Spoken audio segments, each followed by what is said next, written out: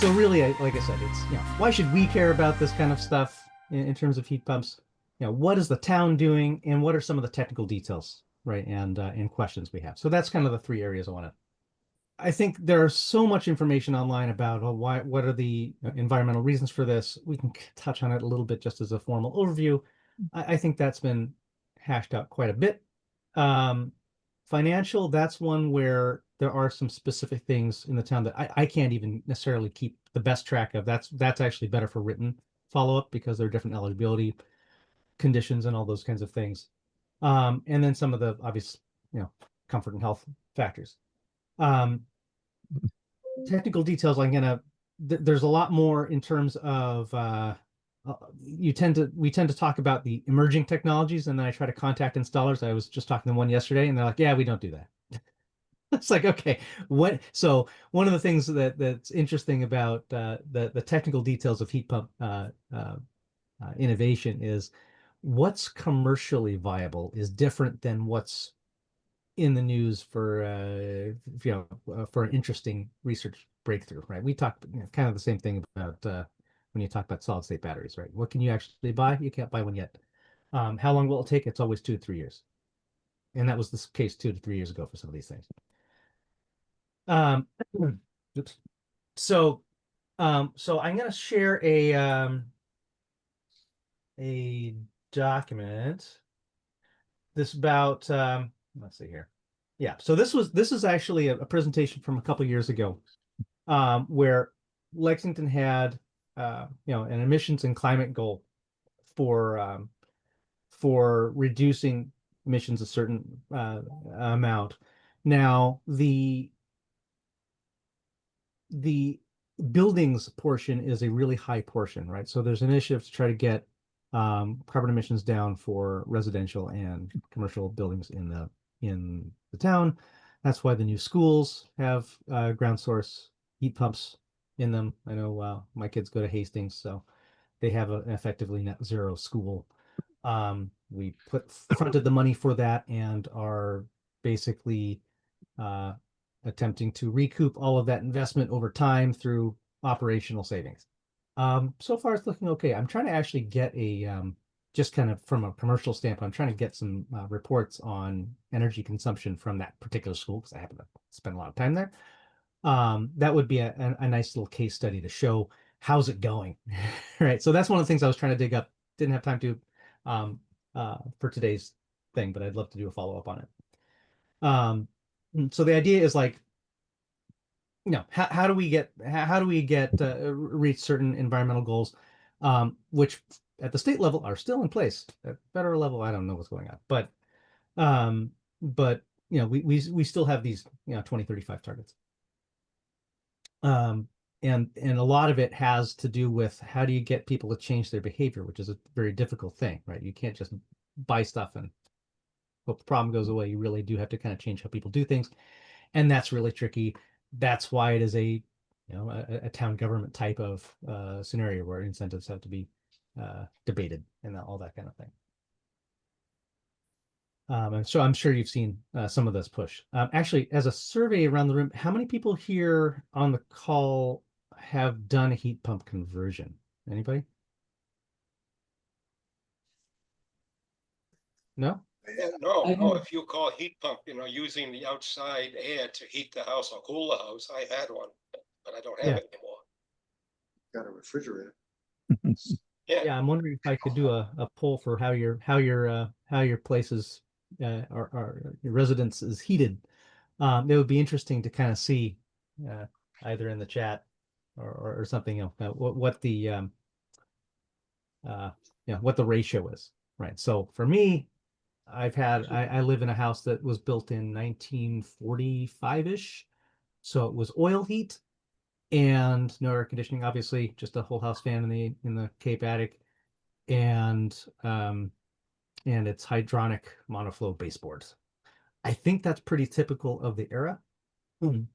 Um, Anything significantly before that, we have some steam, but not a lot in the town. I think a lot of it's hydronic baseboard for Lexington. It's like over a third anyway. So yep, oil fired hydronic. So I think a lot of people that have been here in the town for, bought a house in the last 70 years to maybe the 80s, 70s, have this kind of a setup, is my guess. So yeah, I'm kind of curious if there's any other types that are in this audience. I would challenge that, I would think, because the vast majority housing in Lexington is post-World War II. Yep. And a huge amount of hot air that may have been oil furnace originally, but in vast majority of the houses in the post 50s period, any event, it was natural gas. Natural gas, yes. Yeah.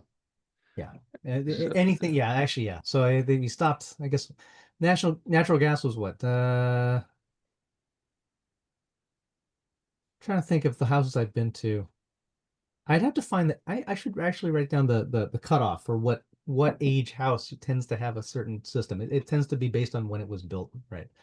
I mean, there was the sort of silliness that went on about all electric houses with single pane windows that was produced in a few of these modern quote unquote architectural developments in Lexington, but those came in the 60s basically, and a number of those converted to natural gas because of the cost of the operating the other ones. Ridiculous. I would challenge that on a little bit, and that is natural gas is not available in many places. Right. The gas company does not want the gas company just doesn't want to extend its services to a lot of places. That's true. What about coal and coke? Hang on, everybody.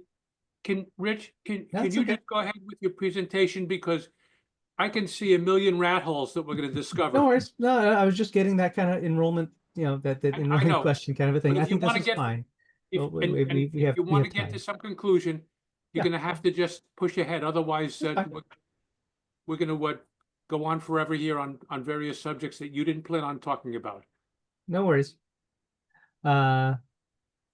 So yeah, so I'm actually going to do a little follow up on terms of it would be nice to kind of show what age house has a certain heating system type and what are the ratios.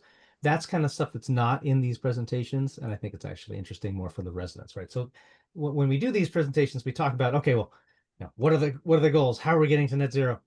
Does anyone personally really care about getting to net zero for their own house? Some do. Do I think that's a primary goal of most homeowners? Probably not, just because what's in it for you. Nobody even knows what that means. That's a meaningless phrase. Yes. Well, yeah. Because you have to see how big a circle you're going to encompass and what it takes to get to net zero inside that circle. And as the circle gets bigger, it gets harder and harder because there's things that you don't control at all. Right. What external fact? Well, yeah. Yeah. What are the externalized factors that you want to account for? Well, good luck. But anyway, so, and this is, so I'm kind of putting a view on a presentation more for what it is for the residents, because these presentations are great, but they're taken from a certain viewpoint, right? They have a certain set of goals and metrics. We'll talk about those. And then it's like, well, what's the gap? How do we get to assisting with some of these goals in a way that actually makes sense for all the parties involved? So yeah, there's a fuel switching retrofit. That's what the HeatSmart group does, in energy efficiency retrofits. Interestingly here, there seems to be more emphasis on switching fuel types than energy efficiency, which is interesting. We'll get into what that actually means. A friend of mine's an ASHRAE certified engineer and goes, well, you might want to flip that. So yeah, the idea was to have in the state 100,000 houses converted to electric heating each year, but in 2020 only 461 did it. So there's a big gap. And for the town, this is a couple years ago data, they wanted to have 750 houses converted to they say electric heating. This means including heat pumps each year. I have to look through our database. The town does try to track how many have done it. It's obviously short of this number by a significant percentage. And so then the question is, well, why is there that big of a gap, right? So I'm kind of curious about what are the targets? What's the gap? Why is there a gap? And is there something that you can do about it? Whether that's adjust your targets, figure out where the incentives don't line up, all that kind of stuff, right? So these are questions I don't necessarily have the answer to, but that's what I want to talk about and saying, well, how should we figure this out? So this particular graphic here is all about how much potential energy savings someone could realize through conversion. I know Mark Sandine has updated this actually quite recently, so I'll have to put in an additional update. But basically, it says that for the average house, I think it was like a 2,000 square foot house, 2,400, I forget what it was. There are some numbers here that this particular graphic is based on that aren't shown here. That's one thing I'd rather we do and update this, is to actually provide all the source data so you can do your calculations. But the idea was that propane's the most expensive. That is true. And oil is also quite, whoops. Yeah, sorry. Oil is also quite expensive. So a lot of our houses use oil. Now, this was at a time when oil prices, I believe, were a bit higher. I should look for the exact number, but let's see if I can find the oil price history chart. But it's yeah, it was higher than it is now by a bit. I'm trying to remember exactly how much. Gas has gone up. Gas has gone up a lot. Actually, quite a bit. Yeah. Right. So so it was $4 a gallon. Yeah, it was a lot higher than now. So now it's around here, 3.5. Yeah, 3. Yeah. So so you can see these numbers are subject to a lot of volatility, right? But the chart was made at that point in time, when electric prices were, I think, 11 cents a kilowatt hour. Now they've gone up a few cents. So things this is all relative, dependent on certain underlying prices for the different energy types. Gas got more expensive since then, right? So this number went up since 2022. And this is the air source heat pump. This is primarily mini split systems. We'll talk about different system types in a bit. And then with solar panels, of course, there's another variable, right? You have to deal with, well, is your house a good candidate for a solar array? Fortunately, in Massachusetts, I can say on the solar side of things that even if you don't produce a lot, for now, trying to remember what they call it, smart. There are some incentives that are paid just for having a solar array, that even if your production isn't high, you still get a reasonable amount paid back. And especially because we are an Eversource town, if you get a battery system, the utility will just pay you to do load shaving with batteries, and that's actually my biggest return. I get about $2,000 a year back just from participating in load shaving.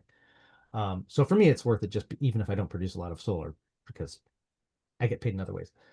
But that's obviously the lowest. Makes sense. If you're generating your own power, it's the most efficient to use that power locally. If you have a battery, you can shave this number even lower, and really have your own microgrid effectively, where you're also heating and cooling your house with it. So if your home's roof is south facing, and not a lot of trees, perfect. Our town has a lot of houses that don't do that and have a lot of trees, so it's very subjective. Okay. Yeah, so about $1,000 a year with that for energy cost. 2,500. That's about right that I've seen for a number of installs that are done well. And homes that are well insulated. There's a lot of qualifying factors, but this is still about right. It's gone up a little bit. And then oil heat, yeah, it's actually still roughly in the same ballpark. So the difference here, you can, I think the updated averages were still over $1,000 average difference between oil heat and air source heat pumps. So it was a bigger difference before, because the energy prices were so different.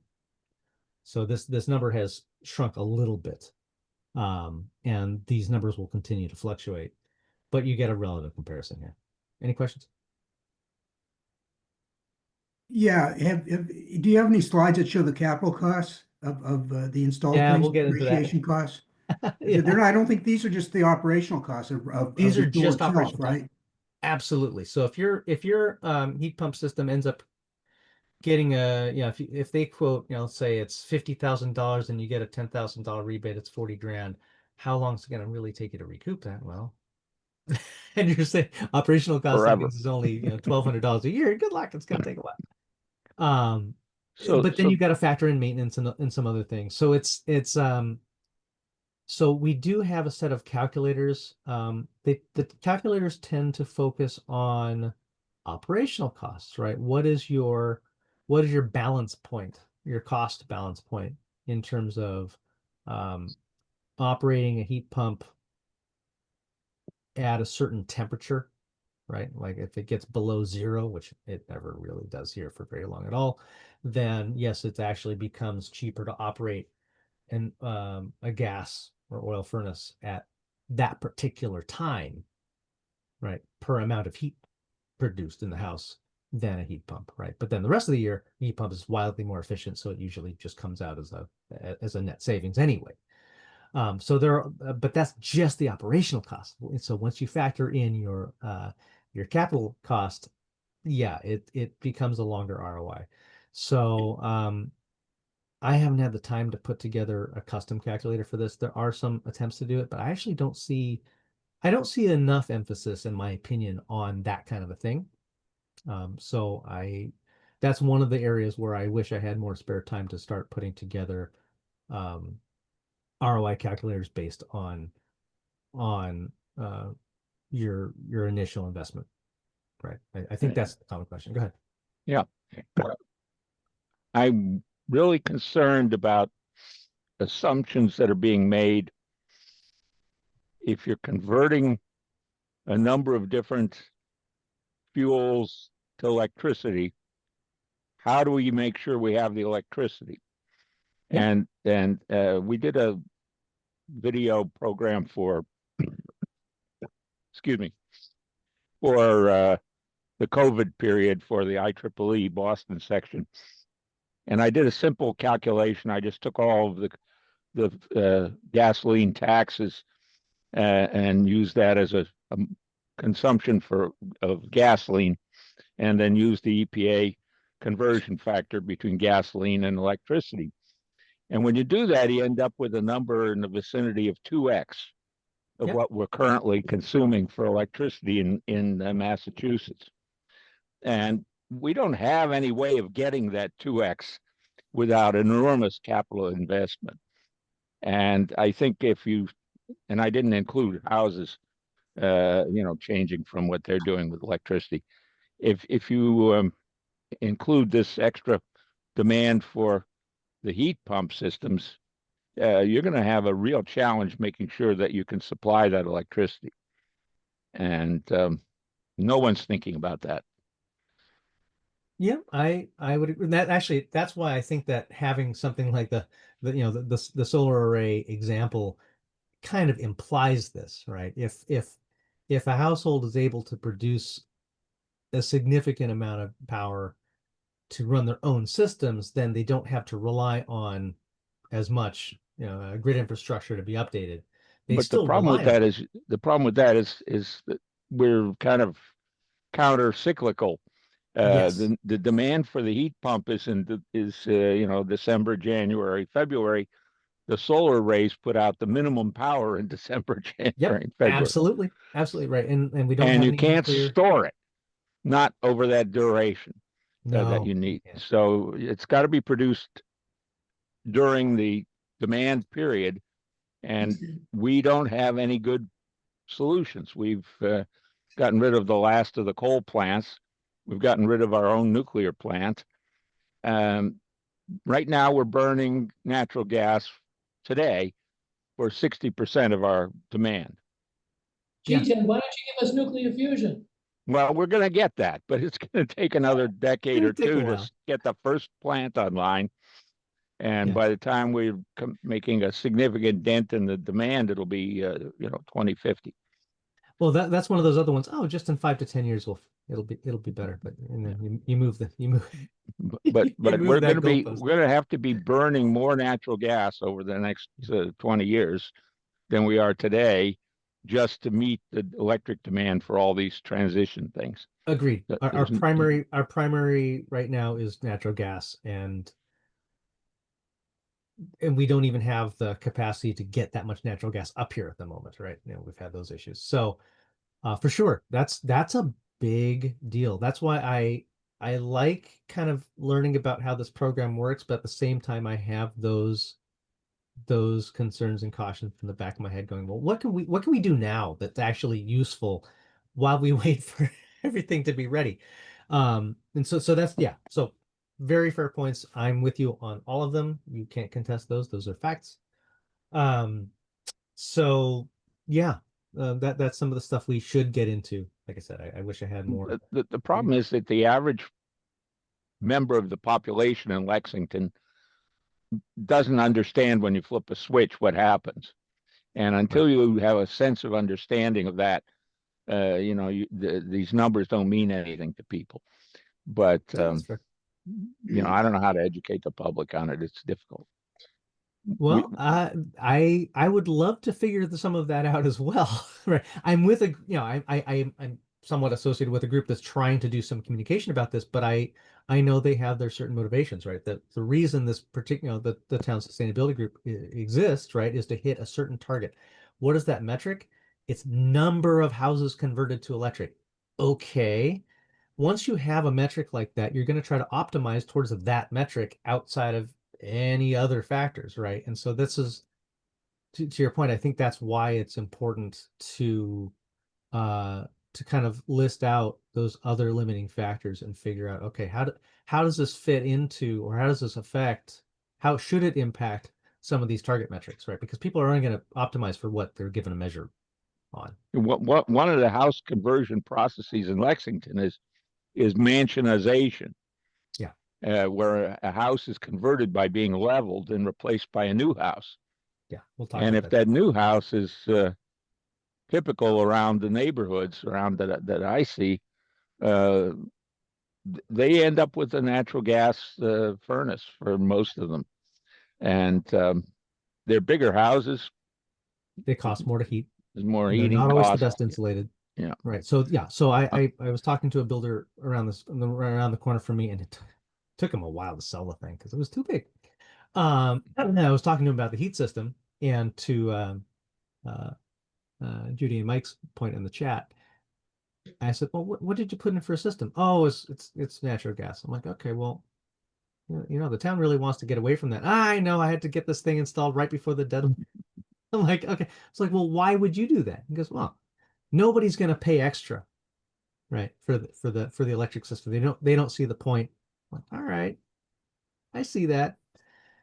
So from a builder's perspective, they have every incentive to put whatever's the cheapest to put in and sell the house and leave it up to the homeowner to, get a lower price and then figure out how to rip it all out and put something better if they want, in general. And that's, that obviously bumps up against a lot of issues. And we see over the winter, the house didn't sell. So I saw a bunch of icicles and melted spots along the roof. I'm like, this is a new house. It didn't even get insulated right. Yeah, and the electric grid doesn't adapt quickly. We finally got some new wires and transformers in our neighborhood in East Lexington. Yeah. But it was getting to the point where it was Beirut-like. We were having outages weekly Yeah. for a few hours a week of no electricity. And people were complaining, and the Eversource people were saying, well, it's not our fault. You guys built bigger houses, more demand. You didn't tell Yeah. us. And, these houses were small houses built right after World War II. And they're being replaced by houses that are double the size or more. And even They if knew you, they had to approve the service upgrade. But anyway, yeah, and they finally did it. We were down for the better part of 2 days over a course of a week while they replaced wires and transformers. And then we have been better. But now there's another crop of mansions again coming in, this new one Right. across the street, ready to come down and be replaced by a house. It'll be 3,000 plus square feet. The old house was just a little over 1,000. Yeah, that's really typical, right? Yeah. New home construction, I found, I think from the town records, for the permit records, it's like the average square footage of a new construction is over 6,000 square feet, which boggles my We don't mind. have big enough lots to do that, but I don't know. they Yeah. build right out to the edge of the lot. Yeah. And there's a house. It'll be 3,000, They still get sold, 3,500. Yeah, so they still get sold somehow. So there you go. No. So those are really interesting points. I do think they're relevant to the conversation, even though I said this is going to be kind of a heat pump conversation, but this is really about, there's so much information about heat pumps. I actually really am more interested in what are the gaps between trying to get the heat pumps installed in the town, and what are these barriers. So Ted, I appreciate it. Those are all things I'd love to really better highlight for more awareness, because I think that matters more for us as residents than necessarily just get someone to install something and hope it works. So I promised to do a little intro about how these things actually work. I think probably a lot of the audience knows how it works, but just in case, so the Mass Save and the Clean Energy Center have a bunch of people that there are a lot of resources to get into how this stuff works. So they have to pitch what they're good at. And HeatSmart is the group that I've bumped into and helped out a little bit for a couple of years. They're still around. We've got I think we've talked over 1,000 residents at this point in the last few years. So what a heat pump is right, it's just a refrigerator, using compressed gas essentially to move heat from one location to the other. So just as an air conditioner, just as a refrigerator, the large houses in town are air conditioned, mostly with forced central air. So the good news about that is if someone did get a gas furnace forced hot air system in a new house, it's actually really easy to retrofit and just swap out the air handler for a heat pump one. So that's the good news, is that it's not too hard to do. I will get into how that isn't the case for older houses with hydronic. Can I ask a quick question? I want to know whether I should turn Sure. off my microphone, because there's barking going on in the background. No, I you're don't know fine. if people can hear it. No, you're fine. Can people hear the barking? I didn't. No? Okay. It's good noise, kids. It's coming. It seems to be getting more intense. All right. So yeah, this is what the group tells all the residents that are not technical, right? Heat pumps don't generate heat, they move it. That's obvious. What's the advantage of doing this? Well, you don't have to use all of your energy just to produce heat. You can borrow it from somewhere else. Right? So you're borrowing it from outside. And just like with air conditioning, you're using a little bit of energy to compress a gas to move the energy that's in the house and shove it outside so your house stays cooler, or reverse to heat the house. So your coefficient, right, of performance, a COP, tells you how many units of energy it took to move a certain amount of energy to another location. So resistive electric heat is 1-to-1 always, basically. A couple of losses, but let's just pretend it's 1-to-1. It's like 0.999 to 1. And with a heat pump, you'll get somewhere over 2, which is great. So it's 200% efficient. So that's good because, electric resistance heat is prohibitively expensive, even with the discount that Eversource gives you. And that's why basically no place around here has it, unless if you go to upstate New York, everybody has it because, well, hydropower is so darn cheap, it doesn't really matter. Right. So there's a pumped refrigerant, and you essentially are changing state, right? When you change state, you go from a gas to a liquid. You end up giving off all the energy, right? So so changing state releases or captures energy, and that's how we're able to move the heat around in and out of a house. The different refrigerants are a whole topic right now. The number one refrigerant in use is R410A, R410A. It is a no longer approved refrigerant, and we're all going to start moving to stuff like R32. I don't know how much any resident really cares. They probably shouldn't too much, other than that R410A systems aren't going to be sold this year anymore. New, I believe that's the case. The installers can sell existing stock, I believe it is. They can't import the new ones. And then, but you can still get refrigerant for it for like a good decade plus. So for the most part, no one should really care about that as their primary concern. But yeah, newer systems can use R32, and there's also a couple other types. There's like a propane. You can actually use propane as a refrigerant, which is kind of fun, and CO2 for some of the newer types. And so we're going to kind of see what wins longer term. There are certain trade-offs in terms of maximum temperature heat capacity, right? So how much heat can you actually get out of a particular refrigerant type? And of course, the equipment has to support that specific refrigerant type. So a common question I've seen is, well, can I just swap out R410A for the R32? And it's like, well, the equipment's not rated for that kind of a change. It might work, or you just, well, it definitely won't be warranted, right? It might just break. So you really, when you choose a system, you're pretty much married to whatever refrigerant type it was designed for.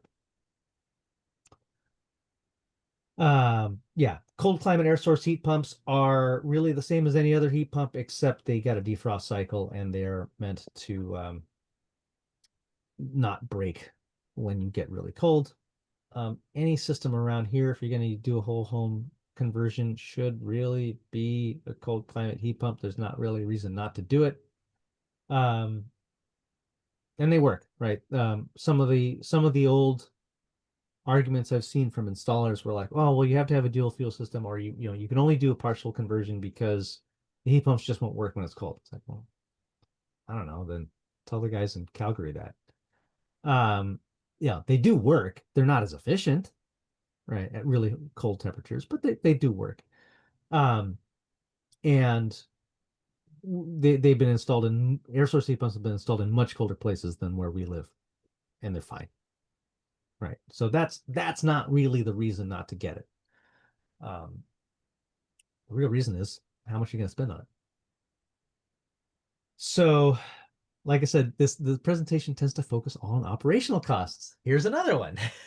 Okay. So here's the cost to heat at each degree difference from inside your house to the outside temperature, right? So let's say you pick a target temperature of 70 degrees. How much does it cost to heat? Let's see if I can read this chart properly. Average cost of energy at a certain temperature, right? So the outside temperature is down on the on the x-axis, and your count of hours at a certain temperature. Okay, yeah, this is not the best, not the easiest to read.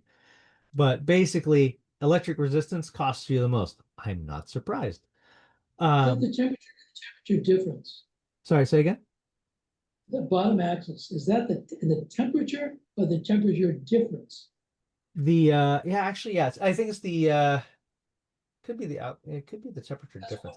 I don't like this slide now. It's gotta be the temperature difference because you wouldn't Yeah, have a temperature negative. difference. Yeah, it's got to be the temperature difference. But I don't know though. Right, but it would also go up above 60 or 50 or something like that, whatever the top of it. The right hand side was like 50 or something like Count that. of hours. Yeah. I don't love this chart. That's okay. I don't have to love the chart. Yeah. But at each degree, yeah, I don't love this chart. Anyway, basically it shows, yeah, the colors are hard to read. I should ask Mike to redo it. Yeah. Obviously what ends up happening is heat pumps are relatively cheap, almost the cheapest for a particular degree that you need, regardless of the temperature differential. That's actually, yeah. Once you've got a system, that's true. I see Dan's hands raised. Go ahead. Rich, I had a question. I had a heat pump in a house that was built in the 60s. I bought it in 86. It had been retrofitted. And there's an issue that I've not heard discussed when people talk about cold climate heat pumps, and that is air source heat pumps, and that is condensation and freezing. And once you get below the dew point or close to it, I mean, after all, the heat pump is pulling heat out of the air. So if there's moisture in the air outside, it's going to tend to condense. Yes. And if it gets cold enough, it's going to freeze. And this particular system would actually reverse and heat up the outside coils of the evaporator to avoid getting frozen solid, which was very inefficient. Now, if It's a we defrost had cycle. Yep.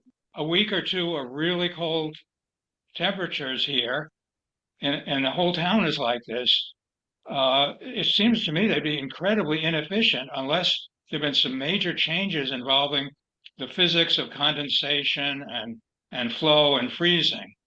Could you update us on what has happened in the last 40 years on that score, and if there have been major improvements? Sure. So really the question is, how does a cold climate heat pump work differently? Right. I think that's how I would characterize that question.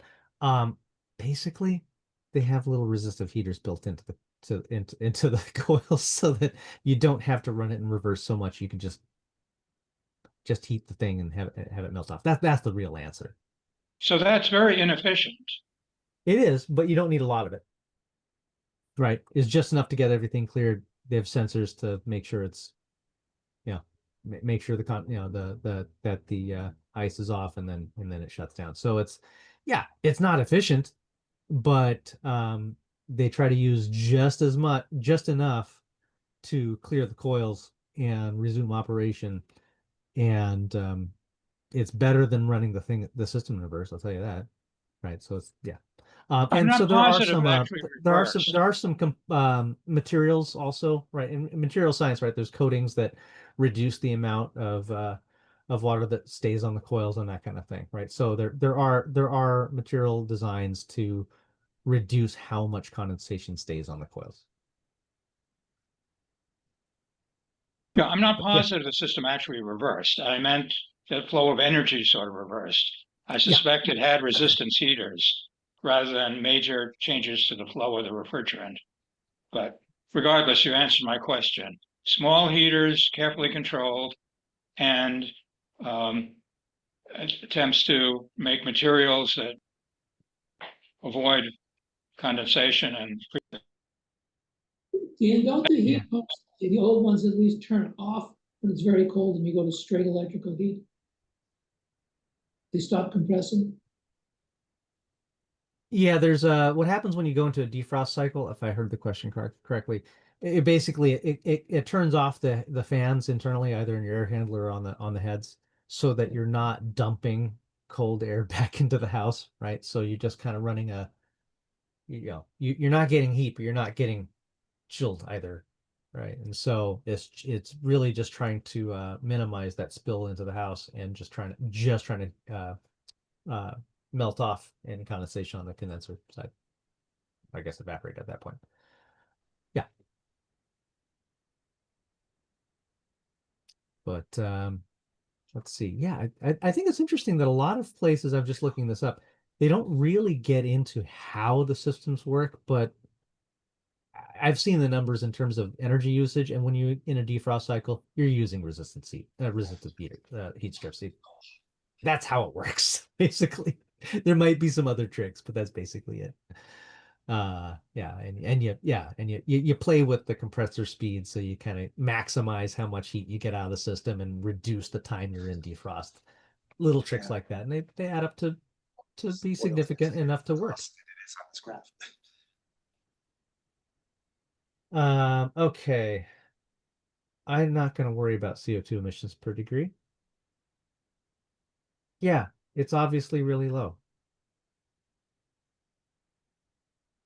I don't think there's anything else to say about that, really. Okay, so in terms of conversion, so this is the kind of stuff I really am interested in, because I think it has more to do with how do you make decisions about this stuff.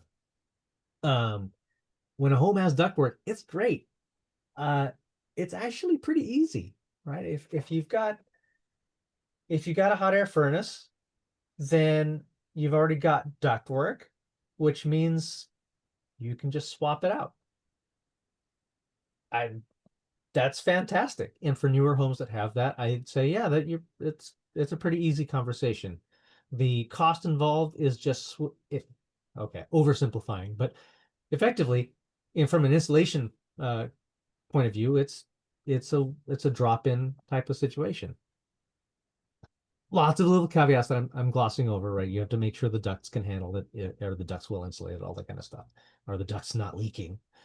I know of a couple of installers that are very good at evaluating existing systems, can even do a pressure test, a flow test, and all that kind of stuff on the ducts. You should probably do that.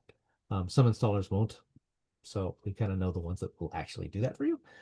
That's why I joined, was to figure out who's good, basically. But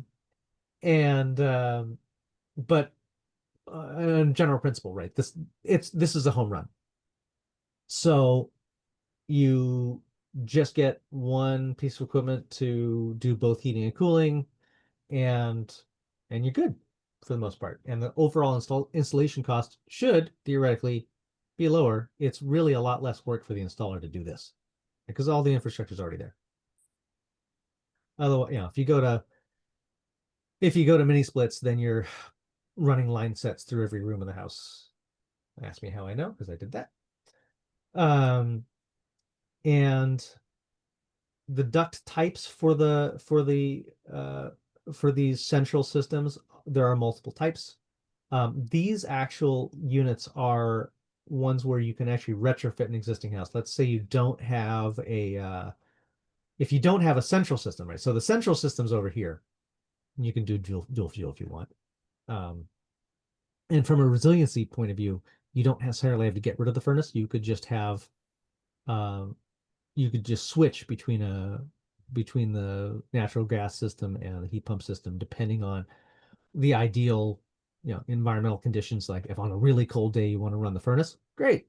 And on milder days you run the heat pump, great. So a dual fuel system still does make sense if it's not cost prohibitive to opt for that kind of a system, right? So the only challenges that are in play here are some of the incentives.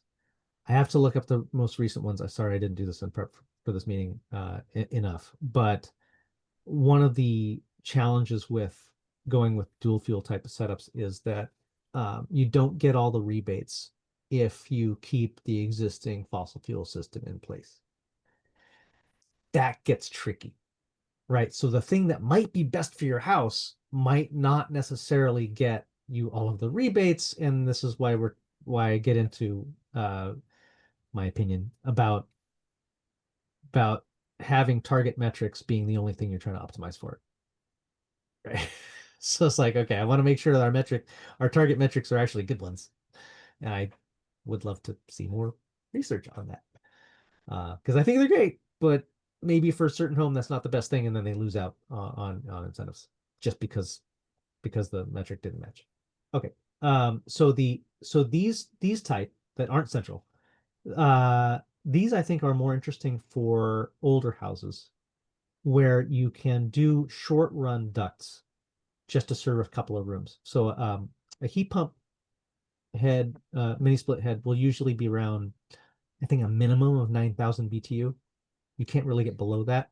So if you have a room that's, I don't know, 150 square feet, like a really small bedroom that has like, fits a twin size bed or something, a 9,000 BTU heat pump head is way oversized, right? And so that's actually a challenge for some of these older houses that have small rooms. If you have a big house, a lot of square footage and open plan, you can just have one head cover the whole thing and just circulate the air through.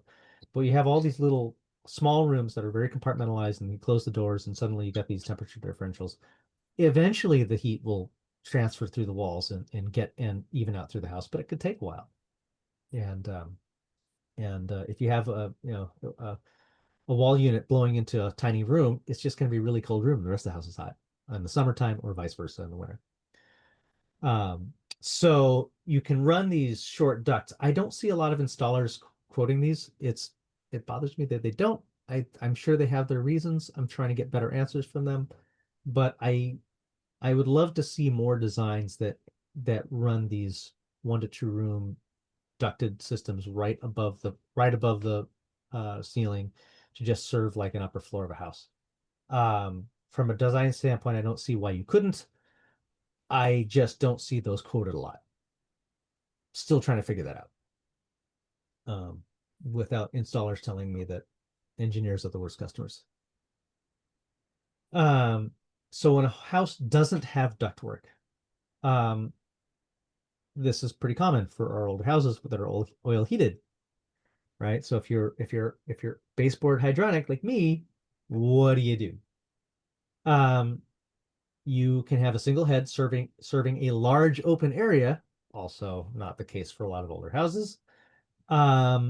And you can have a multi-ducted head to serve adjacent small rooms. That's what we talked about actually in the slide above, right? You can add short run ducts that are a little bit less intrusive than a large centralized duct system. Yeah, in all cases, you need a space outside for the condenser and some snow protection, put an awning on it or something. But that, to me, this is the biggest challenge I've seen for any houses I've looked at in Lexington. For the older houses, designing mini split systems is a hassle. I wish it wasn't.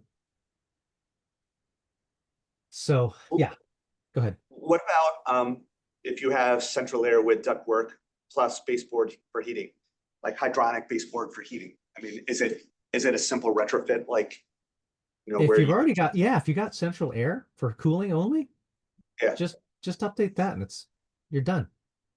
Right. All right. And easy. It looks like I was just looking in some thermostats that appears support a hybrid mode where essentially they can run the heat pump until it gets cold enough, and then they can actually boost it with the hydronic heat at the lower temperatures if needed, I guess. Yeah, absolutely. Yeah. To me, that's easy, right? So it is just a matter of replacing the compressor on the outside with a heat pump compressor, and as long as your ductwork is still in good shape. Yep. I have a friend in upstate New York who I don't know how he pulled this off. He ended up spending less than like $9,000 out of pocket. Good for him. I can't do that. That was great. And they got I think it was a Trane unit. It looks like a traditional air conditioner, one of those ones that stands on a concrete pad and it's vertical fired. You have to protect the fan above it. But but it just covers the whole house, no problem. It was a drop-in replacement, and they're sitting pretty. And of course, they're in upstate New York, so their electric prices are like 8 cents a kilowatt hour, or not even, really cheap compared to us. And so they saved thousands a year just by doing that. Like, good for you, right? Our town has different conditions, right? We have much higher electric prices. I think Hawaii beats us out, but not a lot of places do. And so we have to be a lot more sensitive to efficient designs, because your return on investment takes longer, right? And so I'm interested in, like, okay, well, first of all, what's the type of install that costs less than is actually effective, so people aren't dissatisfied? And then on top of that, how do we make sure that it's it's a system that operationally makes sense as electric prices and other energy prices go up? So it's so I think for residents that are cost sensitive, it's not an easy answer, right? I'd like it to be an easier answer, but it's not, and that's why we should talk about it. Okay, these are the different types of heads, right? So these are the indoor types, right? You stick a unit on a wall. This is probably the most common. It's also the cheapest. They just stick out there. You'll see this in a lot of commercial installations, right? Maybe at a retail shop, you'll see these wall units. In Europe, they're everywhere. Floor mounts a little bit less common, but they're very good for retrofits. I think some of our baseboard heating friends will see some of these proposed for like the first floor of a house. So you can see that there's a dining room there. That's probably what, if like the dining room and kitchen. This is a really typical New England layout. And so this might be where you would, in some houses, have like a baseboard heater. You just stick a floor mount instead. Okay, that's an option. And then there's the ceiling cassettes, which I think are really nice, actually, if you have the room for them between the joists. And they will serve a single room. So if you got a big, like a great room or something above your garage, that's actually whatever. Yeah, if it's a vaulted ceiling, you can't. But larger rooms that that have the ceiling space, that's a reasonable option. So how do you get the design just right? Yeah, this is the challenge. How do you get conditioned air in all the right places? Well, it all comes down to a good design. I think that installers who first show you the manual J they're using, and a manual J is a heat load calculation, right? So the way you start with anything is you figure out how much heat you need or cooling you need. Then you look at your options for what emitters, right? Emitters, energy sources, heat sources can actually produce that type of to meet that load, to meet that need. And then you get into the layout design, right? So that's kind of the order things go in. So if you talk to somebody, you say, well, what's my heat load for my house? They'll come up with like a block load calculation, which tells you the whole house what it needs. But you can also do a room by room calculation. So like this area here would need more heating than like the bathroom or bedrooms, obviously, right? Because it's a larger space and it has a lot of exterior walls. All that stuff factors in. So you'd want a larger emitter here and not so much over here. For this particular design, this is the Abode guys. They're great, by the way. They're fantastic. Yeah, so they, in this particular hypothetical situation, they've got this is I think Mitsubishi calls them Fujitsu calls them slim ducts. Anyway, they're low static ducted systems, right? They can serve multiple rooms. I think that's great. Have I gotten an installer to give me a quote for one of those? No. Bothers me. Because I don't know why. I'm still trying to figure that out. I think this is fantastic. It would actually work. And the Abode guys say it would work, so it's a good design. Yeah, so this one, this one wall unit's covering a really huge area, right? The dining room, the kitchen, and the living room. And it's probably like a 12,000 plus BTU system just for that one thing. Great. that works. And then you do, this is like a 9,000 or a smaller system for the smaller rooms. So it really does come down to matching the right design to the house, and that's work, right? And you have to trust your installer that they actually take the time to figure out what's in your house and what works for you. Okay. All right. We talked I oh, go ahead. got a little comment for you. I'm a lot old, well, we're all old guys in our 80s or late 80s. And when I grew up, we used to have steam boilers. Yeah. Either coal-fired or oil-fired, doesn't make any difference. But the one thing I miss, being a New Englander, is the steam radiator that is constantly warm. And, now you have the forced hot air systems, everything gets warm, but still you don't have that feel of the radiator giving that radiant heat. Yeah. Yes. Comfort-wise, radiant heat is better. Subjectively, obviously. But most people like the feel of the passive radiant heat. Right? When you put your hand on the wall feels warm because the radiator heated up. Right? You don't get that feeling with these. No, with these you don't. systems. You don't.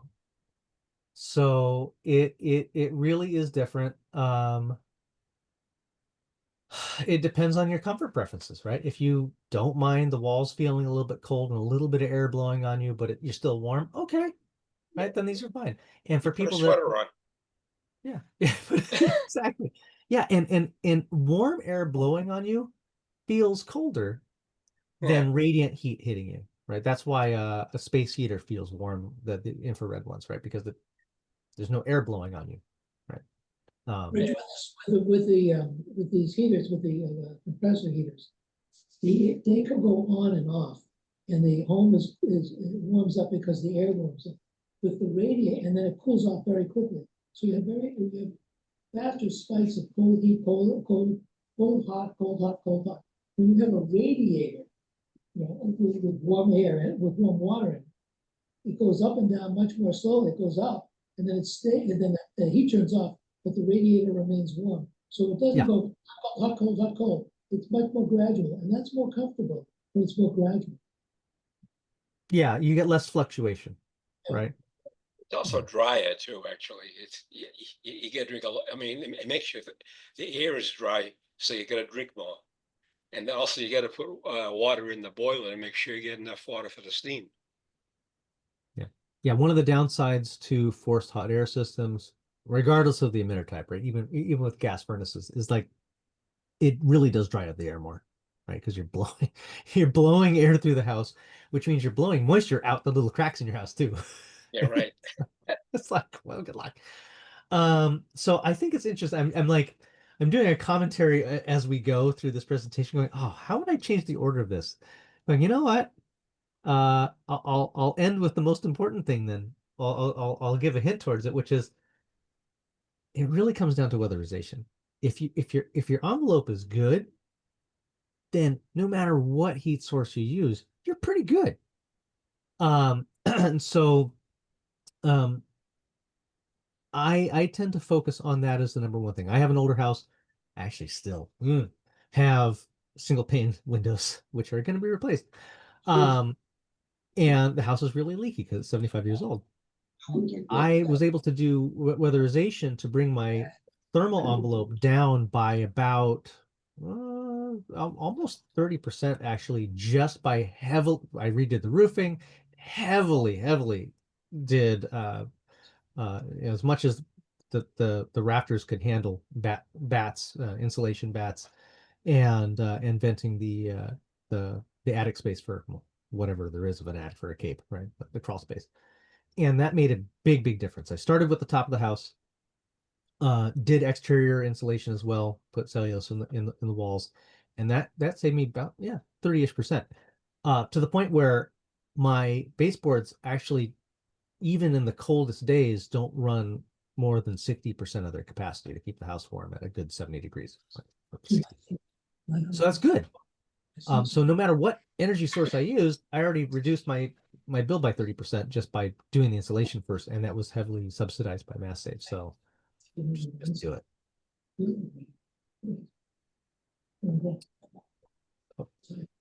Yeah. So the way these houses are, the way you go about a design. So this particular really old, like, well, that could potentially be 100-year-old house. Is 108,000 PT. Oh, that's a big load. Mine's under 50. But on the side of every boiler will be a number that shows how many BTUs the boiler puts out. For oil and gas systems, these units, they're just way oversized almost every time, right? Because insulation wasn't a priority, or not a priority. It wasn't even done, right? And you'd fix the problem just by putting a really big furnace in and just blasting heat. That was the solution, right? So in almost every house, these things are tremendously oversized, especially if you've updated your windows, done insulation, all that kind of stuff. Then they're massively oversized. That's actually a good thing for heat pump conversions. But so this is probably from CoolCalc. CoolCalc is free, by the way. I should provide a link to it, coolcalc.net. You can do your own block load calculations. I'll put it in here. Let me put it in. So that way, so you can do your own load calc while we chat. So yeah, you can do your own load calc. And there are other websites that are free and not as visually appealing as well. But before you go about figuring out replacing your heating system, you should really know your heat load, and that's what it comes down to. And so your heating load will always be more than your cooling load, based on where we are. Right, we have pretty mild summers, so and of course, as our average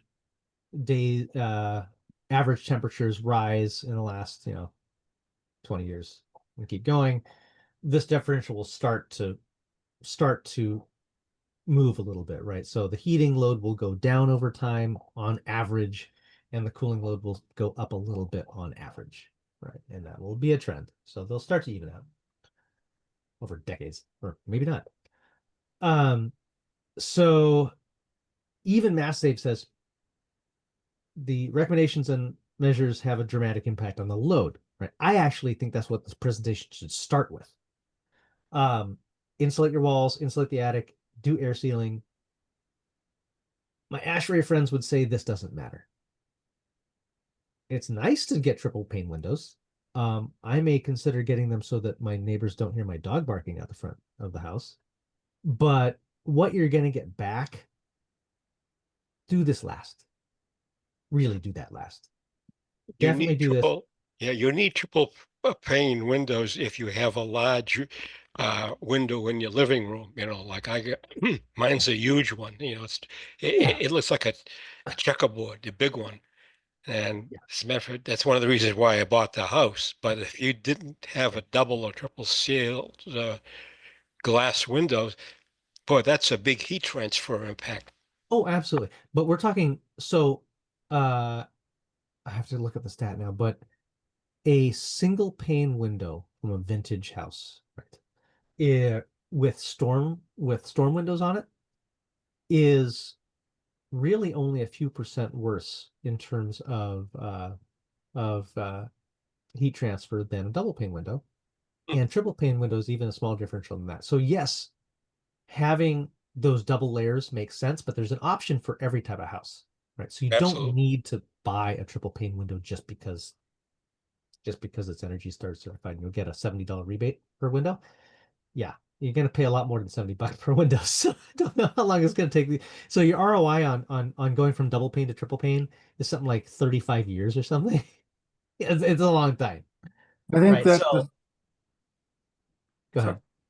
I think this discussion misses the fact that in many houses the windows are the casings and all that are. No, I'm going to just keep talking. The that you have a lot of leaking around the windows. Yeah. In our house, we replaced the windows with double pane, probably triple pane. But the main thing was that we replaced the entire system, and all of the leakage went down, and it was particularly noticeable in the summer. Yeah. So Yeah, absolutely. And that's not something that's talked about. I mean, you're right. It is talked about. Oh, just do air sealing. How do you do air sealing? And when a Mass Save contractor comes in to do air sealing, they'll say, okay, we'll put these little door guards on the bottom of the door threshold, and okay, we'll put weather stripping on the on your attic door, if there is one, and that kind of a thing.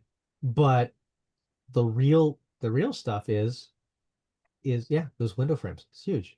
And in order to address air sealing on that level, you got to pull the windows out. so yeah, my biggest gain, because I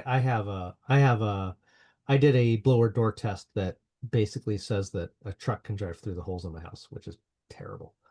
I did the insulation first, but the next thing, when I do the windows, I'm going to get a bigger return just because of the air sealing. Absolutely. Yeah, so it's handled under this category, but that's why you do the windows. Do you need to go triple paint? That's up to you. It's good at isolating noise, but it's not the thing you should start with. Right. I recall the U factor is irrelevant in this particular case. Right. That's what they sell it on. I'm like, that doesn't matter. Yeah, I think the Mass Save rebates are pretty much non-existent for Windows now, because basically they put all the money into replacing insulation, because there's so little benefit relative to other places for replacement windows. Yeah, they're right on for doing that. Stopped, like you said, was it $70 a window or something? Yeah, it's a joke. To LEDs and reduce my energy bill by 20%. Oh, yeah, I believe that. Just all LED. Yeah, that was a while ago though. Yeah, but it's cool. One day. Yes. Speaking of insulation, just having heavy drapes that you in the winter you pull closed when it's cold, and in the summer you pull them closed when the sun's shining through, can save you a lot on that room. Yeah, in the Midwest, it's really common to see awnings, right? And I was like, why is that? Why do we used to have awnings? Makes sense. The awnings will actually will shade the window, and this little piece of fabric absorbs all the heat and just radiates back out. It's like, that's brilliant, actually. It doesn't fit with the aesthetic in the town, but that's why you do it. It's really simple. It's like the cheapest thing you could possibly do to reduce your solar heat gain. It's amazing how effective it is. Costs almost nothing. Does it look great here? No, but yeah, little tricks like that are fantastic. Having I was thinking about in terms of environmental design, having replacing like the really tall pines. Boy, I'm gonna get in trouble with the arborists now. But with like Japanese maples that only get about 30 feet high. Why would you you could do this to if you really want to optimize, you'd have a roof that's almost white. Good luck with that. But a light colored roof that reflects heat. You have kind of lower trees that shade the side of the house to prevent solar heat gain. You got solar panels on top to still get all the gain. That's pretty ideal. So there are little things you can do that have nothing to do with heat pumps that actually probably save you more. I'll just say it. And if you do those and then get a heat pump, you're in good shape, because a properly designed heat pump system really meets all of a well-weatherized home's heating needs, right? That way you don't have to spend as much money on equipment to fight nature, right? So, the less heat load you have, the better insulation means the less you have to spend on an expensive piece of equipment to move heat out in or out of the house. That's really what it comes down to. So you Yeah, want to so, like, invest in passive systems first before active that require energy to move things around. yeah, I know somebody on my street who I believe it's a passive house. I'd love to talk to them. It's one of these lean-to style, right? The roof slants in one direction, facing south, has panels on it. It's just really, it's almost a tiny house, and it's got windows that let the winter sun in, but then it blocks out the light from the summer sun that's high. I'm like, oh, that's a brilliant design. Kudos to whoever did that. And it probably is pretty cheap to operate. Like, it's great. Why wouldn't you? If you have the chance to build something like that, why wouldn't you? And the cost to build, there's a passive house institute, all this kind of stuff. The cost to build kind of this more efficient house is about 15% more, 10 to 15% more than a traditional stick built. It's like, it doesn't even cost that much when you all factor it in. So that is by far your best return if you could do that. But we have older houses that are difficult to retrofit, and retrofitting costs more money. So you don't have all of those options available, but you have some. You said you insulated your walls. Did you put IERS. an air barrier in place that presumably wasn't there before, or not?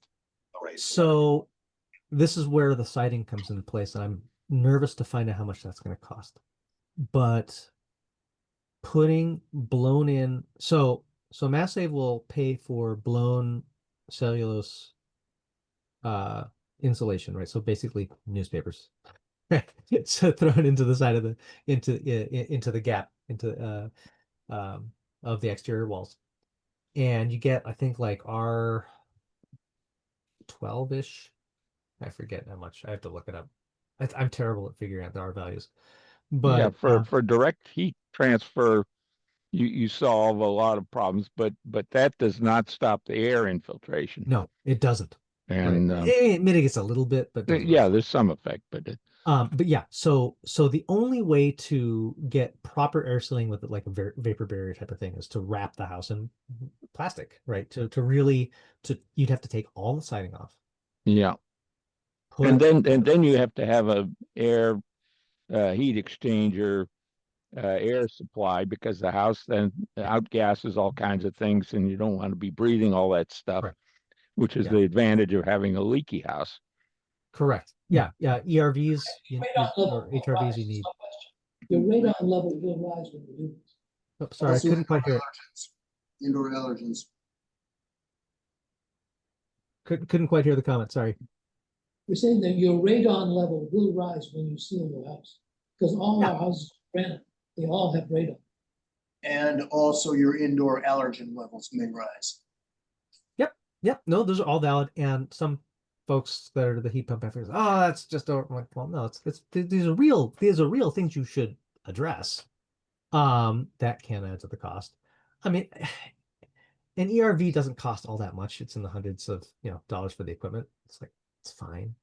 I installed something similar for other reasons in my basement, just to keep my little server closet cool. But it does the job of getting rid of radon too. But yeah, you do have to consider those kinds of things, right? And it's just part of the game. Bottom line is indoor air should be filtered. Should be anyway, right? I mean, so I would say that having a leaky house is a way to address those issues, but probably not the best way. Also, you get a lot of dust in the house when you have a leaky house, right? So so yeah, there are better ways to do this. You still have to do them. Other considerations that I think we're in the zone here is talking about electrical panel upgrades. Do you have to upgrade to 200 amp service? That's an interesting one.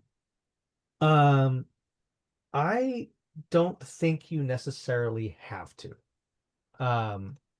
In terms of running sorry about this. Sorry about that. In terms of running the heat pumps, the actual load is less than well, for let's say a 2,000 square foot house, the load is less than like 50 amps, right? At peak, right? And really, I think 20 amps is one of my my 2-ton units. Was or no 3-ton unit, 20 amps. So that's not necessarily the limiting factor. But then you have to get into like smart panels or some way of making sure that you don't blow the main if you have everything running at the same time. There are certain ways of calculating electrical load that are more generous than others. You, yeah, you have basically like I've seen heat pump systems that are 100 amp. I have 100 amp service. I should probably go to 200. Not looking forward to that upgrade. But like it's doable. Like I've done all of my calculations. That's what I was going to try to look up. And it's really not terrible. Let's see if I can do this. So like I do my own energy monitoring at my house. So you'll know too much about my house now. But this is my house. Got solar panels. Basically I never really go above, this isn't showing my current draw. This is just showing how many kilowatt hours I'm using per hour. But basically, and I have shade, so my solar production drops a lot. But with everything running, even with the heat pump or air conditioner installed, I don't go over about 7 or 8 kilowatts used at any given time until my stove goes on, and that takes another 6. Right. So for 100 amp service, you can get to what's the 80% calculation. You can get up to around just under 20 kilowatts of draw before getting into trouble. And so it's pretty easy to stay within that budget if you know what you're doing. 200 amp, you don't have to worry about it. That's really what it comes down to. So, so yeah, so a lot of installers will just say, "Oh, you're not 200 amps. Sorry, you got to do this first." They won't even talk to you, right? It's like, okay, yeah, there's a way around it, but they don't like it. It's more work for them to think about. If you go mini split, then you have a problem where you might not have hot water as part of the solution anymore, and now you've got to redo your hot water. Okay, well, there are heat pump water heaters. I know of a plumber that recently did an a central ducted heat pump system, and they referred them to a plumber that said, "No, I don't like heat pump water heaters. They're too unreliable. You have to buy the equipment through me. I'll get you an electric resistance heat water heater, and it'll be better for you." And now he spends about $2,500 a year just to heat water in his house, and I feel bad for him. That happened in town. It's really frustrating to see this kind of stuff happen. So, but yeah, heat pump water heaters do have other trade-offs, right? They're okay. They'll cost you less than $1,000 to run to get hot water in the average house, in Lexington, but you need space for it so it can actually do it. You know, it basically runs a little heat pump inside inside your house, and it makes the space a little bit colder and drier. Great for basements for dehumidification. Not as great if you want to heat your basement at the same time. So now you got to heat your basement. Okay. So yeah, these are all these little trade-offs that you got to deal with, right? This information's out of date. I should send out links for more stuff. There is actually no, this is still accurate. It's old, but still accurate. As you can see, you get more money for doing a whole house conversion than partial. And some of the requirements are that they want you to rip out your old system. That's the current policy. So I don't know how many people are going for it because there are a lot of strings attached. But you do get money back. But the average price of an install has gone up more than this. Right. I see quotes often north of $40,000 prior to the rebates, and I'm going, okay, well, now we really have to think about the ROI calculators a little bit more seriously. So there's that. Yeah, there's the federally funded incentives are for a lot of change. So I'm not really looking at that at the moment as a big selling point. Let me just kind of thumb through some of the other slides here. Net zero retrofits. Yeah, these are some projects in town. Here's the housing stock thing. Yeah. Yeah.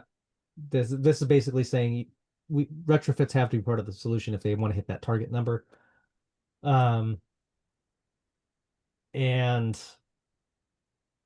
that's a kind of a typical-ish house, 2,700 square feet. That's not, well, okay. That's a newer house. But once again, forced hot air, right? We're cherry picking here. They did all these things. They got the air source heat pump in 2023, or they're doing it. And like I said, I think that one is actually kind of an ideal situation where it is pretty much a drop-in replacement. So they should have a better time with the ROI than some of the more tricky retrofits. Yeah, I know this isn't a conversation about solar panel installation. If everything lines up well, it's the right thing. Yeah, 8 kilowatt system will cover most needs, not all, but most. And you get this number is actually going down a little bit. I've seen payback in about 6 for some systems. But once again, it's heavily dependent on prices and all that kind of stuff. So between 6 and 10 years is considered okay-ish for solar systems. Yeah. Yeah. All right. I'm kind of going off onto other topics now. Are there other questions you have so far about what we covered? Yes, I have two big questions for you. First, we've already talked about heat pump. What about systems that run both ways, air conditioning and heat pump at the same kind of units? You can do it. I don't know what Lexington was talking about, how much it costs, or anything like that. Second one, big question. What about using ground material? In other words, you bury coils deep into the ground, you run fluid through them. Ground source? Yeah, ground source. Yeah. The efficiency of that versus the air. Yeah. Both of those together? Good questions. Oh, so they cover it into the rebate side. That's right. 15,000. Oh yeah, you can do ground source heat pumps. Oh, you can get a lot. So I know I've talked to Bob Skillings, a couple other folks that do this Dandelion Energy. Because I was interested in seeing if ground source makes sense. It is more efficient still. You got a COP of around 4 to 5. But air source heat pumps are for the most part kind of catching up. And the real costs are okay. So a couple things. If you're forced hot air, right, centrally ducted, the geothermal systems tend to cater towards forced hot air systems. I don't know why they don't do mini split geothermal. I really don't, but you just don't see those offered so much. It confuses me, but that's okay. And the nice part about it is you get a desuperheater and then you get your domestic hot water along with the ground source. That's fantastic. The downsides are you got to drill, right? Our soil in Lexington is relatively favorable for ground source. I have to look up I have to get stats on that. But I was talking to one of the guys about it. He's like, yeah, it's actually not that bad. The soil's not too hard. Of course, that's if you don't hit a rock. right? So it depends on where in the town. Yeah, the drilling costs can go up if you're just unlucky. But it's not the worst they've seen. Yeah, it's better if, yeah, it's easier if they find kind of wetter, softer soil to just go into, and that's not a big deal. We're kind of we're not the most ideal for wells, but we're not terrible either. How far down do they have to drill? 400 feet-ish. That it depends on, depends on how much land you have, because I think they can go horizontal too. You could do horizontal. Not very many can around here. I don't know anybody. I mean, There's also an issue about ownership of the water in the ground. Unless your house is grandfathered, the MWRA, when it was created, took over all of the groundwater down to a certain level. Because I had a neighbor who sold a startup that he made a fair amount of money in selling the startup, and he drilled a hole, but he had to go down 750 feet because the the upper layer of wet soil was owned by the MWRA. That's funny. Yeah, that's a fun case. I don't think that's common for most people. I don't know how it is town-wide, but I know Wilson Farms also had some issues. Most of their land was grandfathered, but because they owned it since the 1800s. But but there was a little piece that they had added, and they wanted to put a water well in there to and had nothing to do with heating, but they didn't want to have to pay for the water to water their fields, and they had issues. I thought the big win for ground source was, you're essentially getting a constant, whatever, high 50s, low 60s temperature source, which means, for cooling, it should take care of your cooling pretty much. And for heating, you're only now having to heat 10 degrees differential as opposed to 50-degree differential. Yeah, well, it's never going to be low 60s, but it's it'll be high 40s, low 50s.